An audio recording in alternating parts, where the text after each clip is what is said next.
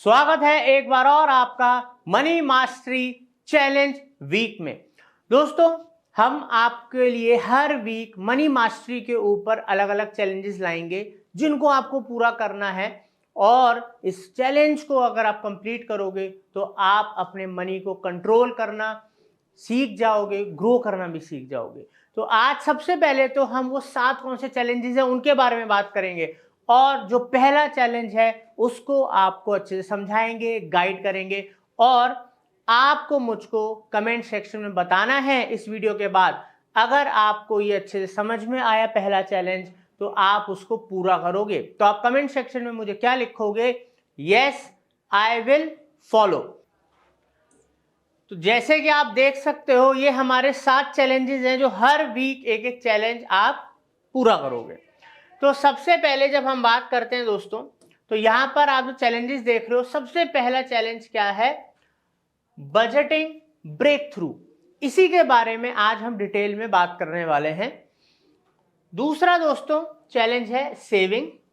तीसरा है side hustle. चौथा चैलेंज है डेप्ट मैनेजमेंट। पांचवा चैलेंज है इन्वेस्टमेंट। सिक्स्थ चैलेंज है माइंडफुल मनी मैनेजमेंट। और हमारा 7th चैलेंज है रिटायरमेंट रेडी। तो दोस्तों, सबसे अच्छी बात क्या है मनी फंडास की, कि हम आपको जो कॉन्सेप्ट हैं बहुत इजी तरीके से समझाएंगे कि एक स्कूल के बच्चे को, स्टूडेंट को भी फाइनेंशियल नॉलेज, पैसों से रिलेटेड ज्ञान आसानी से समझ में आए, बिल्कुल लेमन भाषा में, सिंपल भाषा में। और आपके अगर कोई क्यूरीज हैं, कुछ है, तो वो आप हमें कमेंट्स करके भी पूछ सकते हैं। तो अब हम बात कर रहे हैं बजटिंग के बारे में। आइए समझते हैं दोस्तों। तो जो हमारा सबसे पहला चैलेंज है, जैसे मैंने आपको बताया, बजटिंग। दोस्तों, बजटिंग सुनने में थोड़ा सा आपको टेढ़ा लग रहा होगा या कॉम्प्लिकेटेड लग रहा होगा, मगर मेरा यकीन मानना, ये वो चाबी है जो आपको आपके पैसे पे कंट्रोल करना सिखाती है और आपकी लॉन्ग टर्म फाइनेंशियल ग्रोथ के अंदर आपको बहुत ही ज़्यादा सपोर्ट करती है। और बजटिंग, जो बंदा बजटिंग सही से करेगा, अपने पैसों को सही से मैनेज करेगा, तो उसके लिए फाइनेंशियल ग्रोथ और फाइनेंशियल फ्रीडम बहुत ही आसान हो जाता है अचीव करना। अब ये जो बजटिंग है दोस्तों, ये अगर आप करना शुरू करोगे तो ये ना कोई आपके ऊपर रिस्ट्रिक्शन नहीं लगेगा, जबकि ये एक रोड मैप की तरह काम करेगा कि अगर आप सही से बजटिंग कर रहे हो तो आप अपने पैसे को सही जगह पे अलॉट कर सकते हो, ठीक है, ताकि उसकी ग्रोथ हो सके और वो भी काम पे लग जाए। बिकॉज पैसे से पैसा कमाया जाता है, ये बात आप जरूर ध्यान रखिएगा। अब दोस्तों हम बात करते हैं सबसे पहले बजटिंग के लिए आपको क्या करना पड़ेगा। सबसे पहले हमें फाइनेंशियल इंफॉर्मेशन इकट्ठी करनी पड़ेगी, ठीक है। तो फाइनेंशियल इंफॉर्मेशन किसकी? आपकी, के आपके क्या क्या एक्सपेंसेस हैं, क्या क्या आपकी इनकम है, ठीक है। तो अब होता क्या है कि मान लीजिए आपने कहीं से लोन ले रखा है, फिर या आपको आपकी कहीं पर आपके कुछ ऐसे फिक्स एक्सपेंसेस हैं जो आपके जाने जाने होते हैं। उसके अलावा आपकी इनकम कहाँ से आती है जी? जॉब से आती है या बिजनेस से आती है। उसके अलावा आपका कहीं से रेंट आता है, उसके अलावा कहीं से इंटरेस्ट आता है, या आपने कुछ शेयर्स ले रखे, वहाँ से आपने कुछ स्टॉक ले रखे, वहाँ से डिविडेंड भी आता है। मतलब सबकी अलग अलग सोर्स ऑफ इनकम हो सकती है, किसी की एक भी हो सकती है, किसी की मल्टीपल भी हो सकती है। तो सारी फाइनेंशियल इंफॉर्मेशन आपको गैदर करनी पड़ेगी, कहाँ कहाँ से मेरे को क्या क्या आ रहा है और कहाँ कहाँ पर मेरा एक्सपेंस है वो जा रहा है, ठीक है। तो एक कॉपी पेन लेके बिल्कुल शांत दिमाग से बैठो, एक बंद कमरे के अंदर शांति से अपना पूरा का पूरा आपको फाइनेंशियल लिखना पड़ेगा। लोग इससे मन चुराते हैं, इससे जी चुराते हैं, या उसको फालतू का काम समझते हैं। नहीं दोस्तों, शुरुआत ऐसे ही होती है। जब तक आप इसको एक तरीके से आपका खुद का फाइनेंस का स्वॉट एनालिसिस कहते हैं, कहाँ पर आपकी स्ट्रेंथ है, क्या आपकी वीकनेस है, इन सब चीज़ों फाइनेंशियल स्वॉट एनालिसिस आप कर सकते हो अपनी सिर्फ फाइनेंशियल इंफॉर्मेशन गैदर करके। कई बारी बहुत सारी छोटी छोटे खर्चे ऐसे हो रखे होते हैं जिनको हम इग्नोर करते हैं, बट अगर आप अपनी फाइनेंशियल इन्फॉर्मेशन को एक जगह पे लिखोगे तो आपको दिखेगा कि छोटे छोटे खर्चे तो इतना बड़ा खर्चा बन रहे हैं कि इसके अंदर तो मेरा इतना बड़ा काम हो जाता है, मेरे मकान का किस्त चली जाती, लोन चला जाता। ऐसी बहुत सारी चीज़ें आपको तब पता लगेंगी जब आप सिर्फ इंफॉर्मेशन इकट्ठा करोगे। मैं और कोई बहुत बड़ा काम करने के लिए नहीं बोल रहा। दूसरा स्टेप है कैटेगराइज योर एक्सपेंसेस। अब एक्सपेंसेस कई तरीके के होते हैं।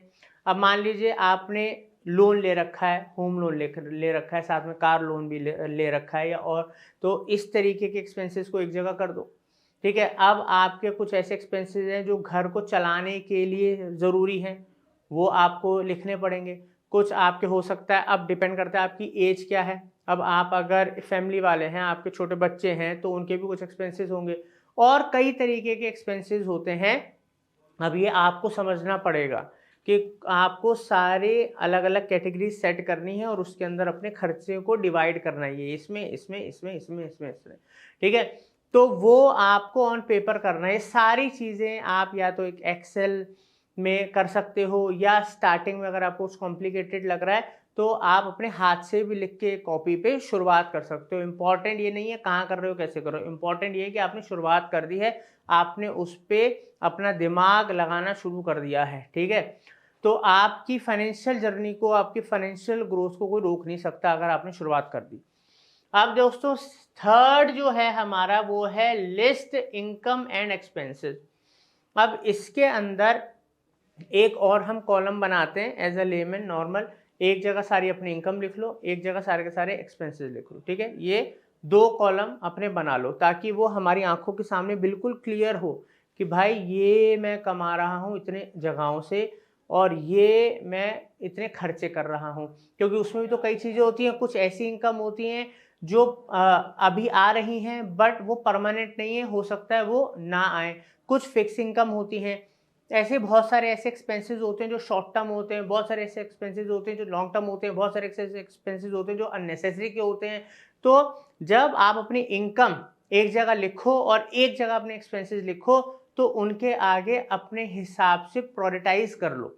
ठीक है, तो कौन से ज़रूरी हैं, कौन से नहीं हैं, कौन से फालतू के हैं, ये सब चीज़ें भी अपने कर लो। कौन सी इनकम है जो लॉन्ग टर्म आएगी, जिसको बढ़ाना है या इसको कम करना है, या हो सकता है आए ना, तो वो आपको एक आइडिया देता है कि इनकम तो दिख रही है और एक्सपेंसेस भी दिख रहे हैं, बट एक्सपेंसेस और इनकम बराबर दिख रहा है, बट एक्सपेंसेस तो बरकरार रहेंगे और इनकम ऐसी उसमें से आधी से ज़्यादा वो है जो हो सकता है मेरे को आगे चल के ना आए, आज आ रही है। तो ये सब चीज़ें भी आंखें खोल देंगी आपकी। सिर्फ जब आप इनको नोट डाउन करना शुरू करोगे आपकी आंखें खुल जाएंगी। अब दोस्तों आगे चल के बात करते हैं। यहाँ पर हमारा 4th पॉइंट है calculate total income and expenses. अब जैसे मैंने आपको बोला टोटल इनकम और टोटल एक्सपेंसेस को कैलकुलेट करना है। ठीक है, बहुत सिंपल है, ताकि आपके हाथ में आपकी खुद की, आप सीए नहीं हो बट आपकी खुद की बैलेंस शीट आ जाए, जो आप किस तरीके से अपनी लाइफ स्पेंड कर रहे हो, कैसे अपने फाइनेंस को मैनेज कर रहे हो, सब आपके हाथ में आ जाएगा।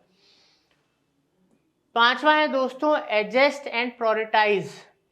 एडजस्ट एंड प्रायोरिटाइज, जैसे मैंने आपको बोला कि अब जब आपके सामने सब चीज़ आ गई तो अब आप अपने इनकम को बढ़ा घटा सकते हो, कहाँ ज़्यादा इनकम लानी है, कहाँ कम इनकम लानी है। ठीक है, कहाँ पर आपको ज़्यादा ध्यान देना है, और अपने खर्चों को प्रायोरिटाइज कर सकते हो। कुछ ऐसे खर्चे, कुछ नहीं कई ऐसे खर्चे आएंगे, ठीक है, जो आपको बिल्कुल एलिमिनेट करने हैं। ये सब चीज़ें भी आप हमारी इस जर्नी में और हमारे इस मनी फंडास के चैनल में सब सीखोगे। हर चीज़ आपको सिखाएंगे, हर चीज़ एक वीडियो के अंदर कवर नहीं हो सकती दोस्तों। तो हर टॉपिक के ऊपर बहुत इन डेप्थ डिटेल वीडियोस भी हम लेकर आएंगे। तो आप चैनल को ज़रूर सब्सक्राइब कर लेना, बेल आइकन दबा देना, ताकि कोई भी इंपॉर्टेंट फाइनेंशियल नॉलेज से रिलेटेड वीडियो या पैसा कमाने से रिलेटेड जानकारी आपसे मिस ना हो।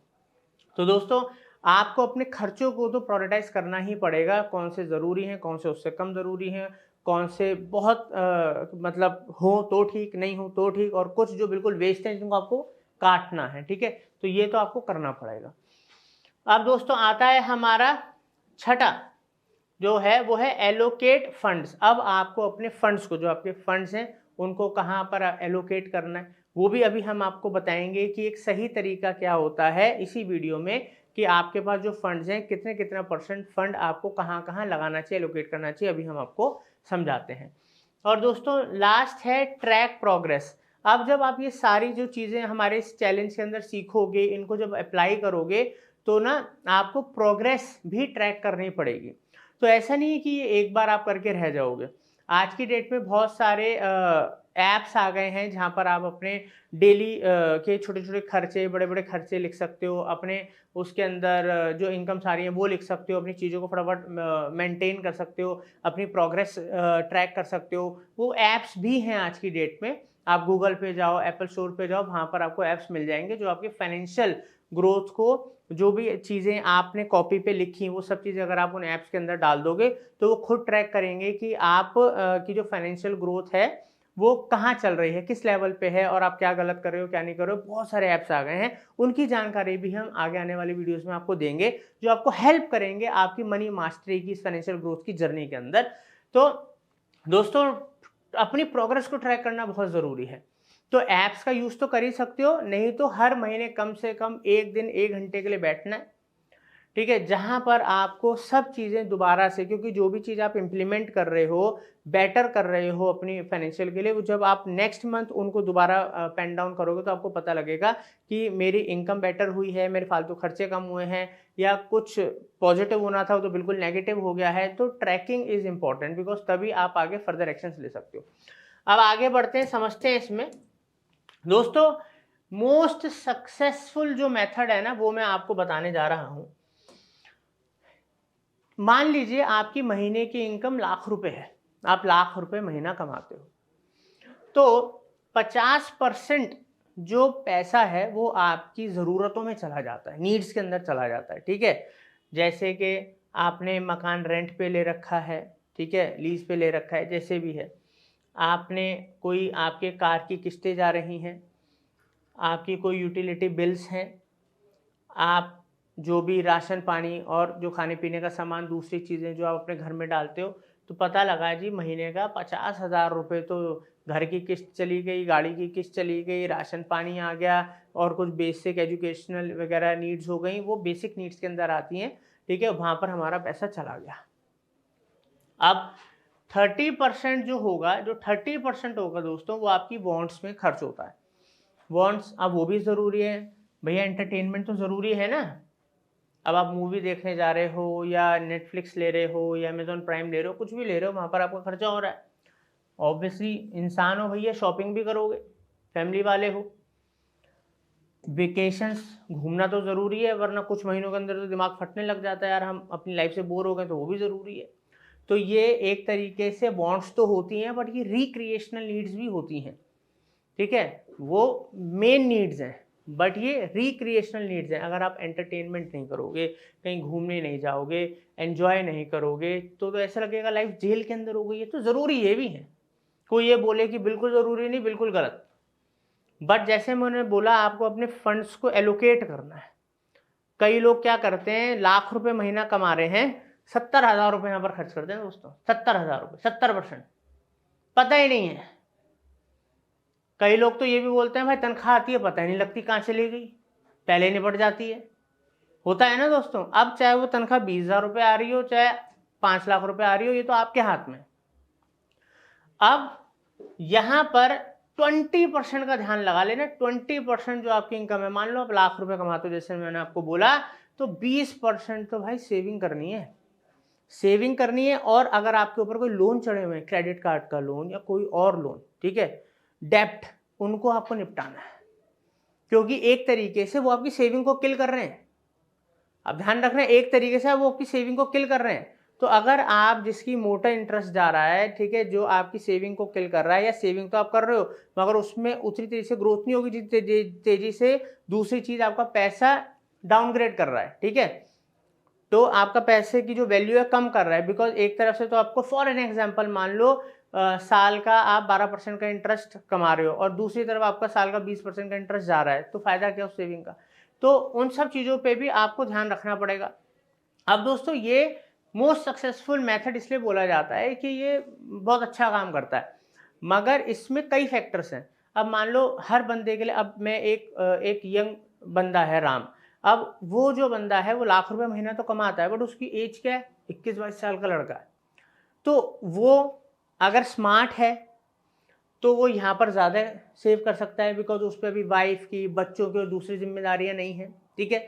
और वो अपने उसके हिसाब से अपनी फाइनेंशियल प्लानिंग कर सकता है।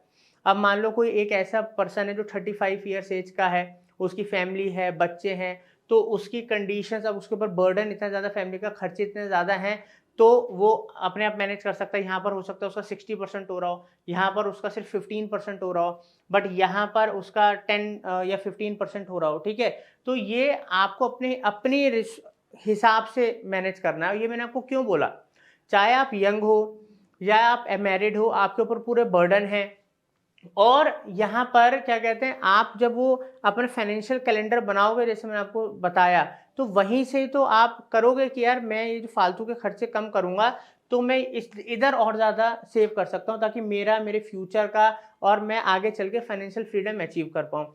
अब दोस्तों, अगर मान लीजिए आपकी एज है 50 के आसपास, ठीक है, या 40s 50s के बीच में है, और आप के पास फाइनेंस अच्छा है, अच्छी नौकरी, अच्छी सेविंग है, और जगहों से भी पैसा आ रहा है, सब कुछ बढ़िया है, सब कुछ बढ़िया चल रहा है, और आपके पास अगर सरप्लस पैसा है, तो यहाँ पर आप इसको बढ़ा भी सकते हो, इसको आप बढ़ा भी सकते हो, ठीक है। ये कहीं नहीं लिखा कि आपको इसमें चलना है। जितना बैलेंस रखोगे और आपके पास अगर सरप्लस है, उसको जितना ज़्यादा पैसे को अच्छी जगहों पे लगा के इन्वेस्ट करोगे, वो अलग अलग, वो हम सिखाएंगे कि अगर आपके पास, देखो 3 चीज़ें आप हमसे मेजरली सीखोगे मनी फंडास के अंदर। पहला, वो तरीके जिनसे आप पैसा कमा सकते हो। दूसरा, आप अपने पैसे बचा कैसे सकते हो, ठीक है, बिकॉज पैसा बचाना भी एक तरीके से कमाना है। और तीसरा है कि आप अपने पैसे को ग्रो कैसे कर सकते हो, सही जगहों पे इन्वेस्ट कैसे कर सकते हो। ये सब चीज़ें आप मनी फंडा से सीखोगे। तो दोस्तों, ये जो मेथड है, जो भी चीज़ें मैंने आपको बताई, इनको आप करना ज़रूर। बहुत सिंपल तरीके से, एज लेमैन बता रहा हूँ, कोई बहुत टेक्निकली फाइनेंशियल गुरु वाली भाषाएं नहीं है, ठीक है। अब यहाँ पर आप देख सकते हैं कि अगर ये सब चीज़ें हम करेंगे तो हमें फ़ायदे क्या होने वाले हैं। सबसे पहले तो अवेयरनेस, फाइनेंशियल अवेयरनेस, अपनी खुद की अवेयरनेस, जो हमें होती नहीं, कहाँ से पैसा आ रहा है, कहाँ पर जा रहा है, बस जिंदगी चल रही है, कट रही है, ठीक है, उससे आप अवेयर हो जाओगे। दूसरा है गोल सेटिंग। जब पता होता है कि हमारे पास क्या है, हमको क्या अचीव करना है, कितना हमारे हाथ में है, कितना हमें कमाना है, तो हमें एक दिशा मिल जाती है, गोल मिल जाता है, ठीक है। तो हमें गोल सेटिंग करना बहुत आसान हो जाता है, और उन लोगों की लाइफ बड़ी स्मूथ चलती है जिनकी जीवन में गोल सेटिंग्स होती हैं और वो अपने गोल्स के ऊपर काम करते हैं। तीसरा है एडजस्टमेंट्स। आपको जब पता है अपने फाइनेंस के बारे में, अपनी स्थिति के बारे में, तो आप उसके अकॉर्डिंगली चीज़ों को एडजस्ट कर सकते हो, मैनेज कर सकते हो, जो बहुत ज़रूरी है, और मिडिल क्लास लोगों के लिए तो बहुत ही ज़्यादा ज़रूरी है, ठीक है। चौथा है दोस्तों इमरजेंसी फंड्स। इमरजेंसी फंड्स तो होने ही होने चाहिए। कोरोना का वक्त आया है, और भी जॉब जा सकती है, कोई और क्राइसिस हो सकते हैं, बिजनेस डाउन हो सकता है, ठप हो सकता है, कुछ भी हो सकता है। अगर आपके पास इमरजेंसी फंड्स नहीं है, तो आप वापस अपने पैरों पे, वापस उन ऊंचाइयों पे कैसे उठोगे, ठीक है। तो इमरजेंसी फंड्स तो बहुत ही मैंडेटरी हैं। उसके अलावा डेप्ट रीपेमेंट, जितने भी आपके बेफालतू के कर्जे हैं, मैं होम लोन की बात नहीं कर रहा हूँ, वो थोड़ा ठीक होता है, ठीक है, वो भी एक तरीका है, उसके ऊपर भी वीडियोस लेकर आएंगे। अगर आप चाहते हो कि हम इन सब टॉपिक्स के ऊपर, कौन कौन से टॉपिक्स के ऊपर वीडियोस लेकर आएँ, होम लोन या किसके ऊपर, कौन सा बेटर है, क्रेडिट कार्ड, तो उसके बारे में आप मेरे को कमेंट सेक्शन में बताइए, हम उनके ऊपर भी वीडियोज़ लेकर आएंगे, डिटेल में इंडेप्थ वीडियोज़ लेकर आएंगे। तो दोस्तों, डेप्ट रीपेमेंट्स करनी बहुत ज़्यादा ज़रूरी होती है, ताकि आपकी सेविंग बढ़े और डेप्ट्स खत्म हो जाएं, तो आपका जो फाइनेंशियल ग्रोथ का ग्राफ होगा लॉन्ग टर्म के अंदर अलग ही लेवल का होगा। अब बात करते हैं दोस्तों सेविंग्स। सेविंग्स पता नहीं लगती। अगर आपके पास मान लो महीने का 1,00,000 रुपये कमा रहे हो, अगर आप 50,000 रुपये नहीं बचाओगे, ठीक है, तो क्या सेविंग नहीं करोगे क्या? ठीक है, मान आपके खर्चे ज़्यादा हैं, अगर महीने का 10,000 रुपये भी बचा सकते हो ना, तो बचाना ज़रूरी है, क्योंकि वो आदत है, वो एक प्रैक्टिस है कि जिस इंसान को पैसा सेव करने की आदत है ना, तो वो सेव करेगा, स्टार्टिंग में थोड़ा कम कम करके करेगा, बाद में वो पैसा ज़्यादा सेव करेगा, और एंड ऑफ द डे अगर आप सेविंग्स कर रहे हो, तभी तो आपके पास पैसा आएगा कि आप कहीं इन्वेस्ट कर पाओगे और उस पैसे को ग्रो कर पाओगे। जब कुछ सेविंग ही नहीं है, तो क्या इन्वेस्ट करोगे और क्या ग्रो करोगे। और दोस्तों, रेगुलर चेक इन्स। अब रेगुलर चेक इन, जैसे मैंने बोला कि हम आपको ऐप्स बताएंगे, आज की डेट में बहुत सारी ऐप्स हैं, उनके थ्रू आप रेगुलर चेक कर सकते हो आपकी जो ग्रोथ है वो कहाँ जा रही है, और आप क्या क्या आपका आप अचीव कर रहे हो, कहाँ पर आपकी गलतियां हो रही हैं, तो ये चेक करना, आपको अपने आप को ट्रैक करना, ये आपके लिए बहुत आसान हो जाएगा। ठीक है, तो ये सारे बेनिफिट्स हैं अगर आप बजटिंग करते हो। और बजटिंग करने के लिए कोई सीए की ज़रूरत नहीं है, कोई फीस देने की ज़रूरत नहीं है। जो मैंने बातें बताई हैं, क्यों नहीं है, क्यों नहीं है, मैंने खुद करी हैं। अपने डायरी के ऊपर हर महीने में कॉलम बनाता हूँ, क्या आया और क्या गया। ठीक है, मेरे सीए हमारे लिए सारी आईटीआर बनाता है, सब चीज़ें बनाता है, बट अपने को भी तो महीने के आखिरी में पता होना चाहिए कि भाई क्या आया और क्या गया, कहाँ से आया, कैसे गया, तब मैं नेक्स्ट मंथ की और बेटर प्लानिंग कर पाता हूँ। मेरे को ऐसा करना है, मेरे को ऐसा करना है। तो अगर ये वीडियो आपको नॉलेजेबल लगी है, कमेंट सेक्शन में बताओ, और कौन से टॉपिक के ऊपर वीडियो लाएं वो भी बताओ, और नए नए चैलेंजेस आप क्या चाहते हो वो भी बताओ। थैंक यू दोस्तों फॉर वॉचिंग मनी फंडास।